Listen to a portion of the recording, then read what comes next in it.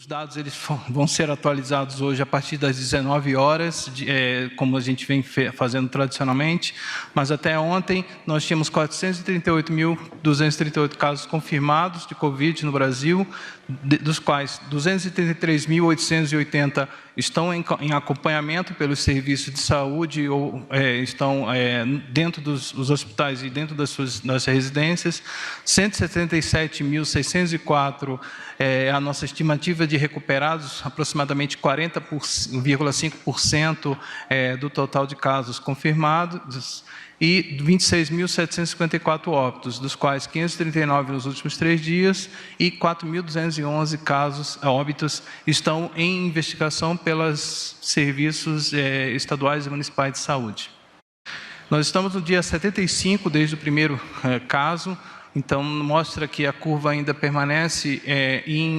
numa linear de ascendência no Brasil, e embora nós ainda continuamos